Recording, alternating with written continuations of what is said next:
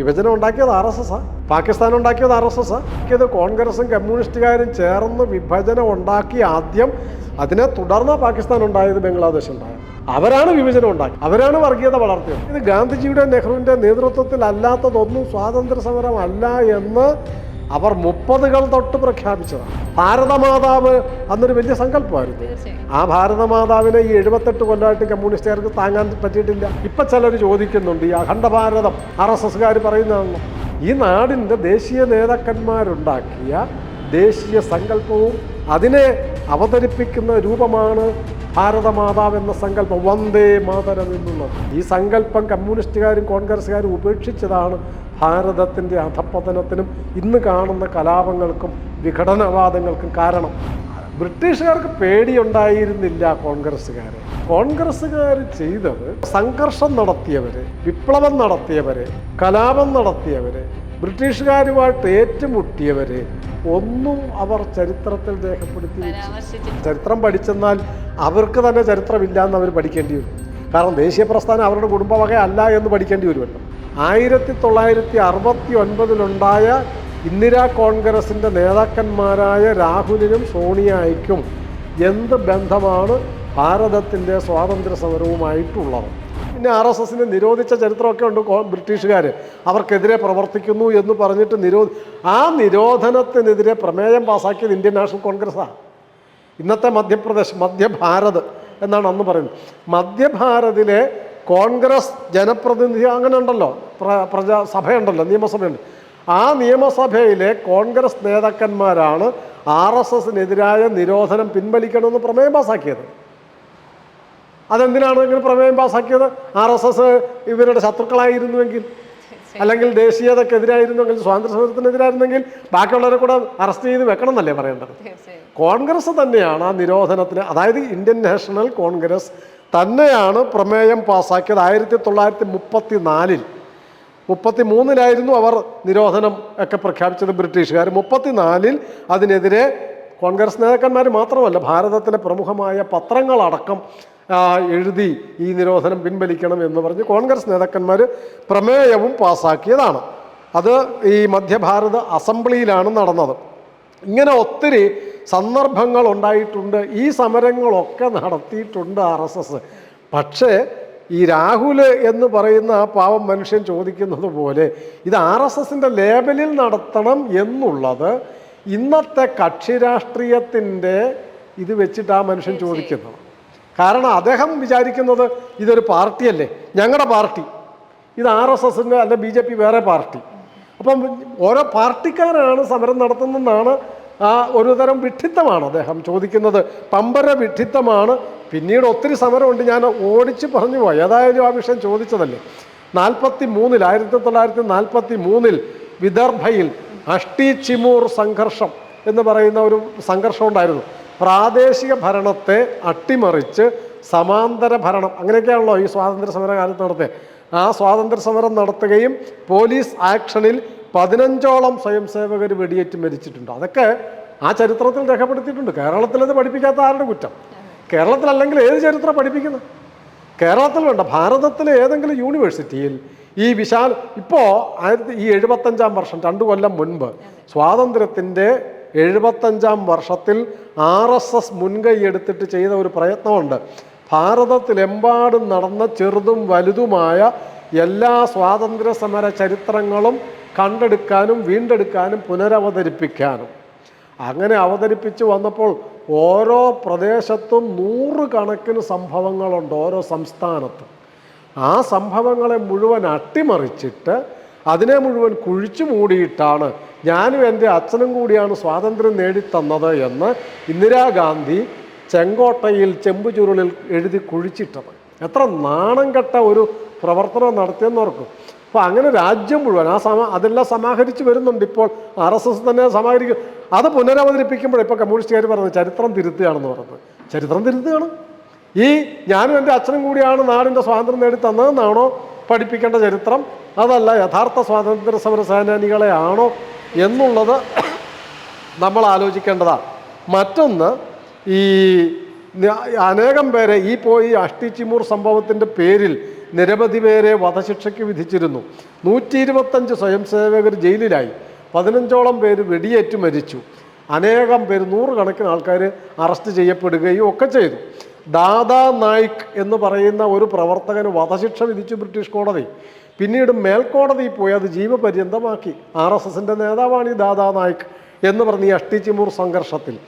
അതുപോലെ 1942 ഈ quit India സമരത്തിൻ്റെ ഭാഗമായിട്ട് ഒരു സ്ഥലത്ത് താലൂക്ക് ഓഫീസും പോലീസ് സ്റ്റേഷനും പിടിച്ചെടുത്തു. രാംടെക്, നാഗപ്പൂരിന് കുറച്ചടുത്താണ് ഈ രാംടെക്, ഗുരുജിയുടെ ജന്മസ്ഥലമാണ് രാംടെക്. അവിടെ ഈ പോലീസ് സ്റ്റേഷനൊക്കെ പിടിച്ചെടുക്കുകയാണ്. കാരണം അത് നിയമവിരുദ്ധമാണല്ലോ, നമ്മളെ അടിച്ചമർത്തിയല്ലേ. അപ്പോൾ പോലീസ് സ്റ്റേഷനും അവിടുത്തെ സർക്കാർ ഓഫീസും പിടിച്ചെടുക്കുക. അങ്ങനെ പിടിച്ചെടുക്കാൻ വേണ്ടി, ബലം പ്രയോഗിച്ച് പിടിച്ചെടുക്കാൻ വേണ്ടി നടത്തിയ സമരത്തിൽ രമാകാന്ത് ദേശ്പാണ്ഡെ എന്ന് പറയുന്ന RSS നേതാവിന് വധശിക്ഷ വിധിച്ചു. എന്നിട്ടത് പിന്നെ ഹൈക്കോടതിയിൽ പോയിട്ട് ജീവപര്യന്തമാക്കി. ഈ രമാകാന്ത് ദേശ്പാണ്ഡെയാണ് വനവാസി കല്യാണ ആശ്രമം എന്ന് പറയുന്ന പ്രസ്ഥാനം പിന്നീട് തുടങ്ങിയത്. നിസ്സാരക്കാരനല്ല എന്നർത്ഥം, നാട്ടിൻപുറത്തുള്ള ഏതോ ഒരു പ്രവർത്തകനല്ല, RSSൻ്റെ ഏറ്റവും മുതിർന്ന ഒരു നേതാവിന് തന്നെ വധശിക്ഷ വിധിച്ചു അന്ന് ബ്രിട്ടീഷുകാർ. അതുപോലെ സിന്ധ് ഇന്നത്തെ പാകിസ്ഥാനിൽ സിന്ധിലെ ഹെമു കലാനി എന്ന് പറയുന്ന ഒരു കൗമാരക്കാരൻ, 19 വയസ്സോ മറ്റോ ഉണ്ടായിരുന്നുള്ളൂ. അദ്ദേഹത്തിന് ഈ അട്ടിമറി പ്രവർത്തനം നടത്തിയതിൻ്റെ പേരിൽ ബ്രിട്ടീഷ് പട്ടാളത്തിൻ്റെ കയ്യിലാണ് കിട്ടി. അതിർത്തി ഭാഗത്തെ കണ്ടുവച്ചാണ് പിടിച്ചത്. അദ്ദേഹത്തിന് വെടിവെച്ച് കൊന്നു. ഈ കൗമാരക്കാരനെ ബ്രിട്ടീഷ് പട്ടാളം വെടിവെച്ച് കൊന്നു. കഴിഞ്ഞ വർഷമാണ് അദ്ദേഹത്തിന് അവിടെ സ്മാരകം ഉണ്ടാക്കിയത്. അത് RSS പ്രവർത്തകനായിരുന്നു. ഇപ്പോൾ അവിടെ സ്മാരകം ഉണ്ടാക്കുകയും കാര്യങ്ങളും ഒക്കെ ചെയ്തു. പിന്നീട് ഒത്തിരി അത് 1943 ഈ ഹെമു കലാനിയെ വധശിക്ഷയ്ക്ക് വിധിച്ചത്. 1946 ഡയറക്റ്റ് ആക്ഷൻ, പാകിസ്ഥാൻ അനുവദിക്കുന്നിടം വരെ കലാപം എന്ന് പറഞ്ഞ് 10,000 ഹിന്ദുക്കളെ കൊല്ലുകയും ഒക്കെ ചെയ്തത്. ആ സമയത്ത് ഇടക്കാല സർക്കാരുണ്ട്, അതായത് ഭരണം കൈമാറാൻ പോകുന്നു എന്ന് പറഞ്ഞ് താൽക്കാലിക സർക്കാരുണ്ട്. ജവഹർലാൽ നെഹ്റുവിൻ്റെ നേതൃത്വത്തിൽ സർക്കാരുണ്ട്. ആ സർക്കാരിലെ മന്ത്രിമാരെയൊക്കെ ബന്ദികളാക്കി മുഴുവൻ ഭാരതത്തിൻ്റെയും അധികാരം പിടിച്ചെടുക്കാൻ വേണ്ടി മുസ്ലിം ലീഗ് തയ്യാറായിരുന്നു. അതിനുവേണ്ടി അവർ ആയുധം കോപ്പുകൂട്ടുകയും പാർലമെൻറ്റ് വളയുകയും ചെയ്തു. ആ സമയത്ത് കോൺഗ്രസിൻ്റെ നേതാക്കന്മാരുടെ ആവശ്യപ്രകാരം ലാലാ ദേശബന്ധു ഗുപ്ത, ഞാൻ വെറുതെ പറഞ്ഞു പോകുകയല്ല ചെയ്യുന്നത്, ഡൽഹിയിലെ കോൺഗ്രസ് നേതാവാണ് ലാലാ ദേശബന്ധു ഗുപ്ത. അദ്ദേഹം RSSൻ്റെ അവിടുത്തെ പ്രാന്തപ്രചാരകനെ പോയി കാര്യാലയത്തിൽ കണ്ടു. എന്നിട്ട് ഇങ്ങനെ ഒരു പ്രശ്നമുണ്ട്, കോൺഗ്രസ് നേതാക്കന്മാരെ ബന്ദിയാക്കി അധികാരം പിടിച്ചെടുത്ത് അട്ടിമറി നടത്താനൊരു ശ്രമം നടക്കുന്നുണ്ട്, സഹായിക്കണം എന്ന് പറഞ്ഞിട്ട് ജൂൺ 1947 ജൂൺ 3-ാം തീയതി വരെ ഈ നേതാക്കന്മാർക്കും പാർലമെൻറ്റിനും കാവൽ നിന്നു. കോൺഗ്രസ് നേതാവിൻ്റെ ആവശ്യപ്രകാരം RSS പ്രവർത്തകർ സായുധരായി കാവൽ നിന്നു. ഇതൊക്കെ ഈ പയ്യൻ അറിയാൻ മേലാത്തതുകൊണ്ട്, ഈ രാഹുൽ എന്ന് പറയുന്ന ഈ രാജകുമാരന് അറിയാൻ മേലാത്ത, സ്വന്തം പാർട്ടിയുടെ ചരിത്രം തന്നെ അറിയില്ല, പിന്നല്ലേ അദ്ദേഹം RSSൻ്റെ ചരിത്രം അറിയുന്നത്. 46 ഡയറക്റ്റ് ആക്ഷൻ വിഭജനത്തിന് വേണ്ടി, ഈ ഡയറക്റ്റ് ആക്ഷനെ തുടർന്ന് പിന്നീട് വിഭജനം നടത്തുകയാണ്. വിഭജനം നടത്തിയ സമയത്തും കോടിക്കണക്കിന് ഭാരതീയരാണ്, അതായത് ഹിന്ദുക്കളാണ്, ഇന്നത്തെ പാകിസ്ഥാനിൽ നിന്നും ഇന്നത്തെ ബംഗ്ലാദേശിൽ നിന്നും, അതായത് കിഴക്കൻ പാകിസ്ഥാനിൽ നിന്നും പടിഞ്ഞാറൻ പാകിസ്ഥാനിൽ നിന്നും കോടിക്കണക്കിന് ഭാരതീയരാണ് അഭയാർത്ഥികളായി വന്നത്. അവരെ സംരക്ഷിക്കാൻ, അവർക്ക് കടപ്പാടം കൊടുക്കാൻ, അവർക്ക് ആഹാരം കൊടുക്കാൻ, അവർക്ക് മരുന്നോ മറ്റ് സഹായങ്ങളോ കൊടുക്കാൻ നെഹ്റുവിൻ്റെ നേതൃത്വത്തിൽ തയ്യാറായില്ല. നെഹ്റു രാജാവായി ചക്രവർത്തിയായി ആനന്ദിക്കുകയാണ് ചെയ്തത്. അദ്ദേഹം കൊടുക്കാതിരുന്നപ്പോൾ, ഈ പാവങ്ങളെ മുഴുവൻ സഹായിക്കാൻ ആളില്ലാതെ വന്നപ്പോൾ RSS പ്രവർത്തകർ മാത്രമേ ഉണ്ടായിരുന്നുള്ളൂ അവരെ സഹായിക്കാൻ. ഇത് പറഞ്ഞത് RSS പ്രവർത്തകനല്ല, ഈ ചരിത്രം രേഖപ്പെടുത്തി വെച്ചിട്ടുണ്ട്. പഞ്ചാബിലെ ഒരു കോൺഗ്രസ് നേതാവായിരുന്നു പ്രൊഫസർ A.N. ബാലി. അദ്ദേഹം എഴുതിയൊരു പുസ്തകമുണ്ട്, now it can be told എന്നാണ് പുസ്തകത്തിൻ്റെ പേര്. ആ പുസ്തകം എൻ്റെ കയ്യിലുണ്ട്. ആ പുസ്തകത്തിൽ അദ്ദേഹം പറഞ്ഞു, RSS പ്രവർത്തകരില്ലായിരുന്നുവെങ്കിൽ ഈ കണ്ട ദശലക്ഷക്കണക്കിന് അഭയാർത്ഥികളെ പുനരധിവസിപ്പിക്കാൻ കഴിയുമായിരുന്നില്ല. സർക്കാർ ഈ പ്രശ്നം, ഈ അഭയാർത്ഥി പ്രശ്നം RSSനെ ഏൽപ്പിച്ചിരുന്നുവെങ്കിൽ എത്ര പണ്ടേ ഈ പ്രശ്നം തീരുമായിരുന്നു. ഞാൻ ആ വാക്യം തന്നെ വായിക്കാം, A.N. ബാലിയുടെ വാക്യം. Now it can be told എന്ന് പറയുന്ന പുസ്തകത്തിൽ if it were left to Sanghis alone, ഈ സംഘി എന്ന് ആദ്യമായി വിളിക്കുന്നത് അനുമോദന പദമായിട്ടാണ്, ആക്ഷേപാർഹമായിട്ടല്ല. ഞാൻ അതുകൊണ്ട് അതിനുശേഷം സംഘി എന്ന് പറയുന്നത് ഒരു സുഖമുള്ള വാക്കായിട്ടാണ് ഞാൻ മനസ്സിലാക്കുന്നത്. ഇദ്ദേഹം പറയാം if it were left to Sanghis alone, ഏത് അഭയാർത്ഥി പ്രശ്നം, the problem of rehabilitation of refugees from West and East Pakistan would have been solved long ago. ഈ അഭയാർത്ഥി പ്രശ്നം, അഭയാർത്ഥികളെ പുനരധിവസിപ്പിക്കാനും അവരുടെ പ്രശ്നം പരിഹരിക്കാനും ഈ പ്രശ്നം RSSകാർ സംഘികളെ ഏൽപ്പിച്ചിരുന്നെങ്കിൽ എത്ര പണ്ടേ ഈ പ്രശ്നം പരിഹരിക്കപ്പെടുമായിരുന്നു എന്ന് കോൺഗ്രസിൻ്റെ പഞ്ചാബിലെ നേതാവായ പ്രൊഫസർ AN ബാലിയാണ് പറഞ്ഞത്. അദ്ദേഹത്തിൻ്റെ ബുക്കിൽ എഴുതിയിരിക്കുന്നത്, RSSകാരുണ്ടാക്കിയ പുസ്തകമല്ല അത്. അപ്പോൾ അതുണ്ട്. തന്നെയല്ല, ഈ സ്വാതന്ത്ര്യം നേടി എന്ന് നാം പറയുമ്പോഴും 2-3 പ്രദേശം അപ്പോഴും വിദേശികളുടെ കൈകളിലായിരുന്നു. ദാദ്ര ആൻഡ് നാഗർ ഹവേലി പോർട്ടുഗീസുകാരുടെ കയ്യിലായിരുന്നു, ഗോവ പോർട്ടുഗീസുകാരുടെ കയ്യിലായിരുന്നു, അതുപോലെ പോണ്ടിച്ചേരി ഫ്രഞ്ച് സർക്കാരിൻ്റെ കയ്യിലായിരുന്നു. ഇതൊന്നും പിടിച്ചെടുത്തിട്ടില്ല.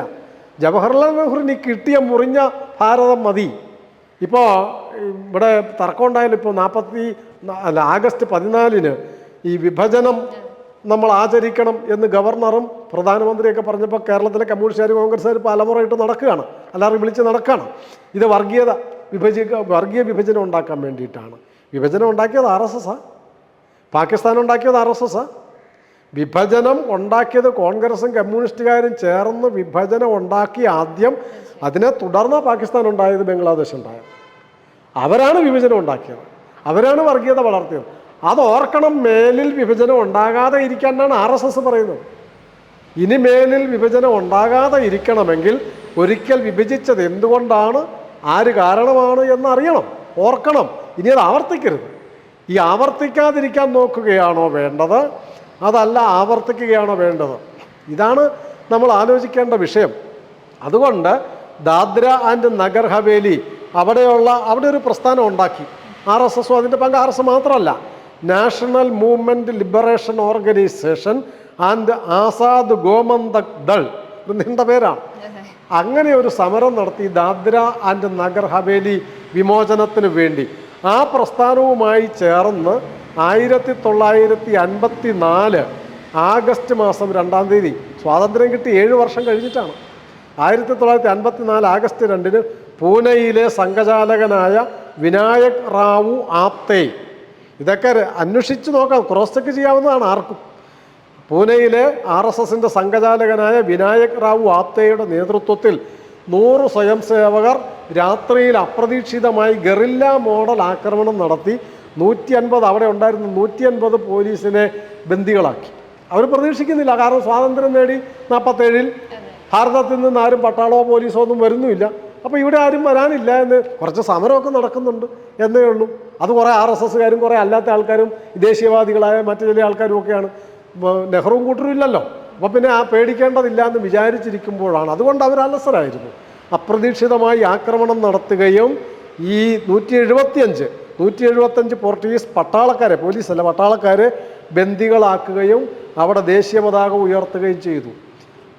അത് ചരിത്രമായി 1979 ഇന്ദിരാഗാന്ധിയുടെ നേതൃത്വത്തിലാണ്, ആഗസ്റ്റ് മാസം 2-ാം തീയതിയാണ്, 54 ആഗസ്റ്റ് 2-നാണ് ഈ പിടിച്ചെടുക്കൽ നടന്നത്. അതിൻ്റെ പേരിൽ അന്നത്തെ സമരത്തിൽ പങ്കെടുത്ത RSS പ്രവർത്തകരെ, ജീവിച്ചിരിക്കുന്ന ആൾക്കാർ ശ്രീമതി ഇന്ദിരാഗാന്ധിയുടെ നേതൃത്വത്തിൽ 1979 ആഗസ്റ്റ് 2-ന് ആദരിച്ചു. RSSൻ്റെ പങ്ക് എന്താണെന്ന് അന്വേഷിക്കുന്ന വെളിവില്ലാത്ത എല്ലാ കോൺഗ്രസ് നേതാക്കന്മാരും ഇതൊക്കെ പഠിച്ചു വെക്കേണ്ടതാണ്. പങ്ക് എന്താണെന്ന് അന്വേഷിക്കുന്നവർ ചരിത്രം പഠിക്കേണ്ടിയിരിക്കും. അവർ ചരിത്രം പഠിക്കില്ല, കാരണം ചരിത്രം പഠിച്ചെന്നാൽ അവർക്ക് തന്നെ ചരിത്രമില്ല എന്ന് അവർ പഠിക്കേണ്ടി വരും.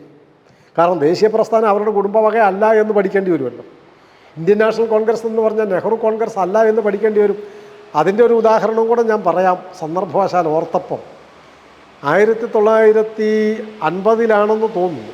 ഏതായാലും CD ദേശ്മുഖ് എന്ന് പറയുന്ന ആൾ ഭാരത സർക്കാരിലെ ധനകാര്യ വകുപ്പ് മന്ത്രിയായി. ധനകാര്യ വകുപ്പ് മന്ത്രിയാകുമ്പോൾ സ്വാഭാവികമായിട്ടും പല പ്രസ്ഥാനങ്ങളുടെ സ്ഥാപനങ്ങളുടെയൊക്കെ ഈ അക്കൗണ്ട്സ് പരിശോധിക്കുമല്ലോ. അപ്പോൾ അന്നുള്ള ഏറ്റവും വലിയൊരു കോടീശ്വരനാണ് ബിർള. ബിർള കോടിക്കണക്കിന് രൂപ വർഷങ്ങളായിട്ട് ദേശീയ പ്രസ്ഥാനത്തിന് കൊടുത്തിരുന്നു. അതായത് ഇന്ത്യൻ നാഷണൽ കോൺഗ്രസിന്, ഗാന്ധിജിക്ക് ബിർള ഹൗസ് ഗാന്ധിജിയുടെ കേന്ദ്രമായിരുന്നില്ല, അങ്ങനെ കൊടുത്തിരുന്നു.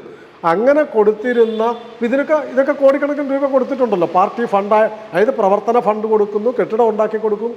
അങ്ങനെ കൊടുത്ത കണക്കൊക്കെ എടുത്തിട്ട് CD ദേശ്മുഖ് ബിർളയ്ക്ക് നോട്ടീസ് അയച്ചു. കാരണം ഇത് വലിയ കോടിക്കണക്കിന് തുകയുണ്ട് അന്നത്തെ കണക്കിൽ. ഇതിൻ്റെയൊക്കെ റിട്ടേൺ കാണിക്കുകയും ടാക്സ് അടയ്ക്കുകയും ചെയ്യണം, നികുതി അടയ്ക്കണം ഈ കൊടുത്ത പണത്തിൻ്റെയൊക്കെ. അദ്ദേഹം പാവം ആകെ പേടിച്ചു പോയി. ഇനിയിപ്പോൾ എന്ത് ചെയ്യാനാ? ഈ വിവരം അറിഞ്ഞ് ജവഹർലാൽ നെഹ്റുവിൻ്റെ സെക്രട്ടറി അദ്ദേഹത്തിനോട് പറഞ്ഞു, ഇങ്ങനെ ബിർളയ്ക്ക് നോട്ടീസ് പോയിട്ടുണ്ട്, ആ ദേശ്മുഖ് ധനകാര്യ വകുപ്പ് മന്ത്രിയാണ് നോട്ടീസ് അയച്ചിരിക്കുന്നത്, ആ ബിർള ആകെ ഭയപ്പെട്ടിരിക്കുകയാണ്, റെയ്ഡ് ഉണ്ടാകുമോ, ജയിലിൽ പോകേണ്ടി വരുമോ. അടിയന്തരമായി ജവഹർലാൽ നെഹ്റു ഇടപെട്ടു. എന്നിട്ട് CD ദേശ്മുഖ് എന്ന ധനകാര്യ വകുപ്പ് മന്ത്രിക്ക് നിർദ്ദേശം കൊടുത്തു, നടപടികൾ നിർത്തിവെക്കണം. കാരണം ഈ കൊടുത്ത പൈസയൊന്നും ഒരു രാഷ്ട്രീയ പാർട്ടിക്ക് കൊടുത്തതല്ല, ഇത് സ്വാതന്ത്ര്യ സമര പ്രസ്ഥാനത്തിന് കൊടുത്തതാണ്. അതൊരു സംഭാവനയാണ്, സഹായമാണ്. ഈ നമ്മൾ ഇന്ന് ചാരിറ്റിക്ക് കൊടുക്കുന്നത് പോലെ ഒരു നല്ല കാര്യത്തിന്, രാജ്യകാര്യത്തിന് കൊടുത്തതാണ്, ബിസിനസ്സിൻ്റെ ഭാഗമല്ല. അതുകൊണ്ട് നികുതിയുടെ കാര്യത്തിൽ അതിൽ നിന്ന് ഒഴിവാക്കേണ്ടതാണ്. രാഷ്ട്രീയ പാർട്ടിക്ക് സംഭാവന പാർട്ടി ഫണ്ട് കൊടുക്കുകയാണെങ്കിൽ ഓക്കെ, ഇതിന് കണക്ക് കാണിക്കണം. അതുകൊണ്ട് ഇത് പാർട്ടി ഫണ്ടല്ല, ഇന്ത്യൻ നാഷണൽ കോൺഗ്രസ് എന്നുള്ളത് ദേശീയ പ്രസ്ഥാനമാണ്, സ്വാതന്ത്ര്യ സമര പ്രസ്ഥാനമാണ് എന്ന് നെഹ്റു പറഞ്ഞെന്നാൽ ആ പ്രസ്ഥാനം 47 തീർന്നു എന്നാണ് അർത്ഥം. 47 ശേഷമുള്ള നെഹ്റുവിൻ്റെ നേതൃത്വത്തിലുള്ള കോൺഗ്രസ് പാർട്ടി വെറും ഒരു രാഷ്ട്രീയ പാർട്ടിയാണ്, 4 കോൺഗ്രസ്. അതും സ്വാതന്ത്ര്യ സമര പ്രസ്ഥാനമായിട്ട് ബന്ധമൊന്നുമില്ല. ഞാൻ പറഞ്ഞത് ഇതൊക്കെ പഠിക്കണം അവർ, ഇതൊക്കെ അവർ പഠിക്കും. ചരിത്രം പഠിക്കാൻ പോയാൽ ദാദ്ര നഗർ ഹവേലിയുടെ കാര്യം ഞാൻ പറഞ്ഞു. ഇത് 1954 ആഗസ്റ്റ് 2 വിമോചിപ്പിച്ചത്. പിന്നീട് ഗോവ വിമോചനം ഉണ്ടായി. ആ വിമോചനത്തിന് വേണ്ടി ഒത്തിരി സമരങ്ങൾ നടത്തി, ഒത്തിരി പേര്. അത് ദേശീയ പ്രസ്ഥാനമുണ്ട്, സംഘമുണ്ട്, RSS ഉണ്ട്, ഒക്കെ ഉണ്ട്. ജഗന്നാഥറാവു ജോഷി ജനസംഘം ഒക്കെ അപ്പോൾ ഉണ്ടല്ലോ, അദ്ദേഹം അതിൻ്റെ നേതാവാണ്, വലിയ അഖിലേന്ത്യാ നേതാവാണ് ജഗന്നാഥറാവു ജോഷി. അദ്ദേഹത്തിൻ്റെയൊക്കെ നേതൃത്വത്തിൽ ഗോവയിൽ സത്യാഗ്രഹം നടത്തി, 3000 പേരുടെ സത്യാഗ്രഹം നടത്തി. ആ സത്യാഗ്രഹം അറസ്റ്റ് നടത്തി ഇദ്ദേഹത്തിനെ ജയിലിലടച്ച് ക്രൂരമായി മർദ്ദിച്ചു. മർദ്ദനത്തിൻ്റെ ഫലമായിട്ട് അദ്ദേഹം പിന്നീട് മരിക്കുകയൊക്കെ ചെയ്യുന്നത്. പിന്നീട് ഈ സമരത്തിനെ തുടർന്ന് 1955 ആഗസ്റ്റ് 15 പോലീസ് വെടിവെപ്പുണ്ടായി. ആഗസ്റ്റ് 15 55 30-ലധികം പേര് മരിച്ചു. ആ മരിച്ചതിൽ ബഹുഭൂരിപക്ഷം പേരും RSSൻ്റെ പ്രവർത്തകരും ജനസംഘത്തിൻ്റെ പ്രവർത്തകരും ഒക്കെയാണ്. അതിനുശേഷമാണ് പിന്നീട് അതിനെ സ്വാതന്ത്ര്യം പ്രഖ്യാപിക്കുകയൊക്കെ ചെയ്തു. ഇതുപോലെ തന്നെ പോണ്ടിച്ചേരി മോചിപ്പിച്ചത് ഫ്രഞ്ച് സർക്കാരിൻ്റെ കയ്യിൽ നിന്ന് കിട്ടിയത് 1962. അപ്പോൾ ഈ സമരങ്ങളും ഇത്രയും സംഘർഷങ്ങളും ഞാൻ പറഞ്ഞത് കോൺഗ്രസ്സുകാർ ചെയ്തത്, സംഘർഷം നടത്തിയവർ, വിപ്ലവം നടത്തിയവർ, കലാപം നടത്തിയവർ, ബ്രിട്ടീഷുകാരുമായിട്ട് ഏറ്റുമുട്ടിയവർ ഒന്നും അവർ ചരിത്രത്തിൽ രേഖപ്പെടുത്തി വെച്ചിട്ടില്ല. അപ്പോൾ അതിൻ്റെ ഏറ്റവും വലിയ ഇതാണല്ലോ, ഭഗത് സിംഗിനെ അടക്കം രാജ്ഗുരുവിനെ ഒക്കെ തൂക്കിലേറ്റാൻ വിധിച്ചപ്പോൾ ബ്രിട്ടീഷുകാരോട് ആവശ്യപ്പെടണം, പ്രമേയമെങ്കിലും പാസ്സാക്കണം. നമ്മൾ ഇന്ത്യൻ നാഷണൽ കോൺഗ്രസ് പ്രമേയം പാസ്സാക്കണം എന്ന് പറഞ്ഞപ്പോൾ പാസ്സാക്കിയില്ല. അതിനെ സ്വാതന്ത്ര്യ സമരമായിട്ട് അംഗീകരിക്കാൻ അവർക്ക് സാധിച്ചില്ല. അപ്പോൾ തങ്ങളുടെ, അതായത് ഗാന്ധിജിയുടെ നെഹ്റുവിൻ്റെ നേതൃത്വത്തിൽ അല്ലാത്തതൊന്നും സ്വാതന്ത്ര്യ സമരമല്ല എന്ന് അവർ 30കൾ തൊട്ട് പ്രഖ്യാപിച്ചതാണ്. അല്ലാണ്ട് ഇപ്പോഴത്തെ രാഹുൽ മാത്രമല്ല, അവരുടെ അപ്പൂപ്പന്മാരുടെ കാലം തൊട്ട് തങ്ങളുടെ നേതൃത്വത്തിൽ അല്ലാത്തതൊന്നും സ്വാതന്ത്ര്യ സമരമല്ല എന്ന് പറയുകയും എന്തിന് സുഭാഷ് ചന്ദ്രബോസിനെ ഒറ്റുകൊടുക്കുകയും ചെയ്ത കോൺഗ്രസ്സുകാരടക്കം.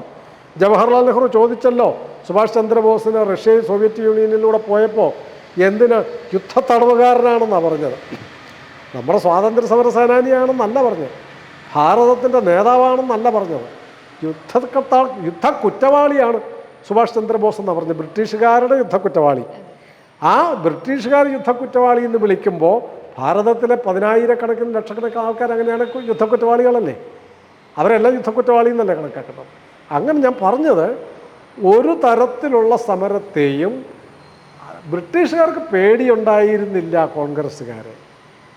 പിന്നീട് ചോദിച്ചിട്ടുണ്ട്, ചർച്ചിലിനോടോ മറ്റോ ചോദിച്ചതായിട്ട് ഞാൻ പറഞ്ഞു കേട്ടിട്ടുണ്ട്, ഞാൻ നേരിട്ട് വായിച്ചതല്ല. ചോദിച്ചിരുന്നു, സ്വാതന്ത്ര്യത്തിൽ നിങ്ങൾക്ക് പേടിയുണ്ടായിരുന്നോ ഭാരതീയ? അപ്പോൾ അവർ പറഞ്ഞത് ഞങ്ങൾക്ക് പേടി ഈ സായുധ സമരക്കാരെ ആയിരുന്നു. അത് എപ്പോഴാണ് വെടിവെക്കുക എന്നറിയില്ലല്ലോ, ആരാ ചത്തു വീഴുമെന്നറിയില്ലല്ലോ. വൈസ്രോയ്ക്കിട്ട് വരെ വെടിവെച്ച ആൾക്കാരുണ്ട്, കളക്ടർമാരെ വെടിവെച്ച് കൊന്നിട്ടുണ്ട് വിപ്ലവകാരികൾ. അനേക സംഭവങ്ങളുണ്ട്, ഒന്നും രണ്ടും അല്ല. തമിഴ്നാട്ടിലുണ്ടായിട്ടുണ്ട്, യു പിയിലുണ്ടായിട്ടുണ്ട്, പലയിടങ്ങളിലും ബ്രിട്ടീഷ് കളക്ടർമാർ വെടിയേറ്റ് മരിച്ചിട്ടുണ്ട്, ബ്രിട്ടീഷ് ഉദ്യോഗസ്ഥന്മാർ കൊല്ലപ്പെട്ടിട്ടുണ്ട്.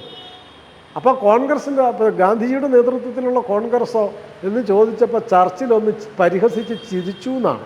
അവർക്ക് പേടിക്കണ്ടല്ലോ, കൂടി വന്നാൽ ഒരു സത്യാഗ്രഹം നടക്കും, പിന്നീട് എന്തെങ്കിലും ഒരു കാര്യം ഒരു ഒത്തുതീർപ്പിലെത്തിയാൽ മതി, എന്തെങ്കിലും ചില്ലറ കാര്യങ്ങൾ അനുവദിച്ചാൽ മതി. ഭയപ്പെട്ടത് അവർ വിപ്ലവകാരികളെയാണ്, ഭയപ്പെട്ടത് സന്യാസിമാരെയാണ്. സ്വാമി വിവേകാനന്ദന് അവരോട് പറഞ്ഞു ഒരിക്കൽ, അദ്ദേഹത്തിൻ്റെ അനുയായികൾ അദ്ദേഹത്തിനോട് ചോദിച്ചു, അദ്ദേഹത്തിൻ്റെ അനുയായികളല്ല, ദേശീയവാദികൾ അദ്ദേഹത്തിനോട് ചോദിച്ചിട്ടുണ്ട്, ഇത്രയും തീവ്രമായി പ്രസംഗിച്ചെന്നാൽ ബ്രിട്ടീഷുകാർ അറസ്റ്റ് ചെയ്യില്ലേ എന്ന് ചോദിച്ചപ്പോൾ വിവേകാനന്ദ സ്വാമികൾ പറഞ്ഞത്, അറസ്റ്റ് ചെയ്യാനാണ് ഞാൻ കാത്തിരിക്കുന്നത്, അവരെന്നെ അറസ്റ്റ് ചെയ്താൽ അത് തന്നെ മതി സ്വാതന്ത്ര്യം ഇപ്പം കിട്ടാൻ. അത്രമാത്രം ഭയപ്പെട്ടിരുന്നു ബ്രിട്ടീഷുകാർ സന്യാസിമാരെയും വിപ്ലവകാരികളെയും. ഒരേപോലെ അവർ ഭയപ്പെട്ടത് ബ്രിട്ടീഷ് സന്യാസിമാരെയും വിപ്ലവകാരികളെയും. അതുപോലെയുള്ള സമരം നടത്തിയ അത്തരം അവരുടെ വിപ്ലവകാരികളുടെ കൂടെയും പൊതു സമരം എന്നുള്ള നിലയ്ക്ക് ദേശീയ പ്രസ്ഥാനത്തിൻ്റെ കൂടെയും ഒക്കെ പങ്കെടുത്ത ഒരു പ്രസ്ഥാനമാണ് RSS. അത് RSSൻ്റെ നേതൃത്വത്തിലല്ല, അതിൻ്റെ ആവശ്യമില്ല. കാരണം RSS ഒരു പാർട്ടിയല്ല, ഇന്ത്യൻ നാഷണൽ കോൺഗ്രസ് ഒരു പാർട്ടിയാണ്. ഈ സത്യം അറിയാതെയാണ് ഈ പടുവിഡ്ഢികൾ ഈ ജൽപ്പനങ്ങൾ നടത്തുന്നത്. അതുകൊണ്ട് എനിക്ക് അവരോട് പറയാനുള്ളത്, സ്വാതന്ത്ര്യ സമരം നടത്തിയതിൽ RSSൻ്റെ പങ്ക് എന്താണെന്ന് ചോദിക്കുന്ന കോൺഗ്രസ്സുകാർ ആദ്യം പറയേണ്ടത് 1969 ഇന്ദിരാ കോൺഗ്രസിൻ്റെ നേതാക്കന്മാരായ രാഹുലിനും സോണിയായ്ക്കും എന്ത് ബന്ധമാണ് ഭാരതത്തിൻ്റെ സ്വാതന്ത്ര്യ സമരവുമായിട്ടുള്ളത്. 2, സ്വാതന്ത്ര്യ സമരത്തെ ഒറ്റുകൊടുക്കുകയും INA ഭടന്മാരെ ബ്രിട്ടീഷ് പോലീസിന് പിടിച്ചു കൊടുക്കുകയും സ്വാതന്ത്ര്യം കിട്ടിക്കഴിഞ്ഞ് കരിദിനം ആചരിക്കുകയും സ്വാതന്ത്ര്യ ദിനത്തിലെ സ്വതന്ത്ര ഭാരത സർക്കാരിനെതിരെ യുദ്ധം നടത്തുകയും ചെയ്ത കമ്മ്യൂണിസ്റ്റ് പാർട്ടിക്ക് സ്വാതന്ത്ര്യത്തിൽ ബന്ധമില്ല എന്ന് മാത്രമല്ല രാജ്യദ്രോഹികളും കൂടിയായിരുന്നു അവർ എന്ന് മാത്രമല്ല. ഒരു കാര്യം കൂടി ഞാൻ സൂചിപ്പിക്കാം. 1947 ആഗസ്റ്റ് 15 അന്നേ ദിനം കമ്മ്യൂണിസ്റ്റ് പാർട്ടി തീരുമാനിച്ചു, അവരുടെ രാജ്യം മുഴുവനുണ്ട് അന്ന്, ഇന്നത്തെ പോലെ ഒരു മൂലയിൽ ഒതുങ്ങിപ്പോയില്ല, രാജ്യം മുഴുവനുണ്ട്. അവർ പ്രഖ്യാപിച്ചു ആഗസ്റ്റ് 15 കരിദിനമായി ആചരിക്കണം, പ്രകടനം നടത്തണം, കരിങ്കൊടി പിടിച്ച് പ്രകടനം നടത്തണം. അങ്ങനെ അവരുള്ളയിടത്തൊക്കെ പ്രകടനം നടത്തി. ആലപ്പുഴ പട്ടണത്തിൽ കമ്മ്യൂണിസ്റ്റ് പാർട്ടിയുടെ നേതൃത്വത്തിൽ ഒരു പറ്റം സഖാക്കന്മാർ കരിങ്കൊടി പിടിച്ച് ഭാരതത്തിനെതിരെ മുദ്രാവാക്യം മുഴക്കി പ്രകടനം നടത്തി.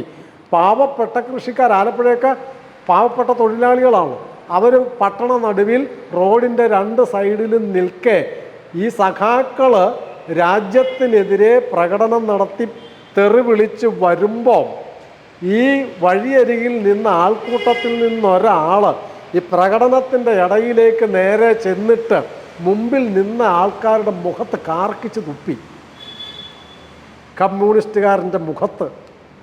ഇത് എഴുതി വെച്ചത് മറ്റാരുമല്ല, പുന്നപ്ര വയലാർ സമരനായകന്മാരിൽ ഒരാളായ വർഗീസ് കുര്യൻ്റെ ആത്മകഥയിലുള്ളതാണ് ഈ ചരിത്രം.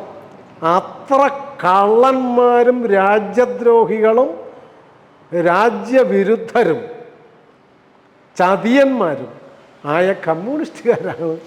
അത് നമ്മൾ പറയുമ്പോൾ അന്ന് കരിങ്കൊടി കാണിച്ചവർ ഇന്ന് ഭാരതാംബയെ തള്ളി പറയുന്നു. അവർക്കിതൊന്നും ഇപ്പൊ അവര് ഈ ദേശീയ പതാക ഉയർത്താൻ തയ്യാറാവുന്നതെന്ന് വെച്ചാൽ അവർ ഭരിക്കുകയാണെന്നോ, ഭരിക്കുന്നവർക്ക് ദേശീയ പതാക ഭാരതമാതാവ് അന്നൊരു വലിയ സങ്കല്പമായിരുന്നു. ആ ഭാരതമാതാവിനെ ഈ 78 കൊല്ലമായിട്ട് കമ്മ്യൂണിസ്റ്റുകാർക്ക് താങ്ങാൻ പറ്റിയിട്ടില്ല. സാരി ഉടുത്ത സ്ത്രീ, അതാണല്ലോ കേരളത്തിൻ്റെ വിദ്യാഭ്യാസ വകുപ്പ് മന്ത്രി പറഞ്ഞത്. സാരി ഉടുത്ത ഒരു പെണ്ണിനെ ഞങ്ങൾക്ക് സ്വീകാര്യമല്ല, അവർക്ക് ഭാരതമാതാവ് എന്ന സങ്കല്പം സ്വീകാര്യമല്ല. കാരണം ഞാൻ ചരിത്രം പറയണം, പഠിക്കണം എന്ന് പറഞ്ഞത് 1940 മുസ്ലിം ലീഗ് പ്രമേയം പാസ്സാക്കുന്നത്. ഏതിന്? ഭാരതത്തിനെ രണ്ടാക്കണം. മുസ്ലിം ഇന്ത്യയും ഹിന്ദു ഇന്ത്യയും എന്ന് പറഞ്ഞ് രണ്ടാക്കണം എന്ന് പറഞ്ഞു. അപ്പോൾ ഇതിനെതിരെ വലിയ ചർച്ചയുണ്ടായി. കോൺഗ്രസിൻ്റെ അന്നത്തെ, അതായത് ദേശീയ പ്രസ്ഥാനത്തിൻ്റെ നേതാക്കന്മാർ മുഴുവൻ അതിനെതിരെ അഖണ്ഡ ഭാരത പ്രമേയം പാസാക്കി. രാഹുൽ പഠിക്കേണ്ട ഒരു ചരിത്രമാണ്. അഖണ്ഡ ഭാരത പ്രമേയം പാസാക്കിയിട്ട് എവിടെ പോയി നിങ്ങളുടെ പ്രമേയത്തിൻ്റെ വില എന്ന് പറയണം ഈ അവകാശം പറയുന്നവർ, പാരമ്പര്യം പറയുന്നവർ. ഇരിക്കട്ടെ, 1942 സെപ്റ്റംബർ മാസം 19-ാം തീയതി, ഞാൻ കൃത്യം തീയതിയാണ് പറയുന്നത്, കമ്മ്യൂണിസ്റ്റുകാർക്ക് പരിശോധിക്കാം. 1942 സെപ്റ്റംബർ 19-ന് കമ്മ്യൂണിസ്റ്റ് പാർട്ടിയുടെ അഖിലേന്ത്യാ കമ്മിറ്റി പ്രമേയം പാസാക്കി. എന്താ പ്രമേയം? അങ്ങനെ ഇന്ത്യ എന്നും പാകിസ്ഥാൻ എന്നും രണ്ടായി വിഭജിച്ചാൽ പോരാ, ഭാരതം 16 സ്വതന്ത്ര രാജ്യങ്ങളായി വിഭജിക്കണം. ഭാരതം എന്ന് അവർ പറയത്തില്ല, ഇന്ത്യ 16 സ്വതന്ത്ര രാജ്യങ്ങളായി വിഭജിക്കണം. അതിലൊരു സ്വതന്ത്ര രാജ്യമായി കേരളം, തമിഴ്നാട് വേറെ രാജ്യം, കർണാടക വേറെ രാജ്യം.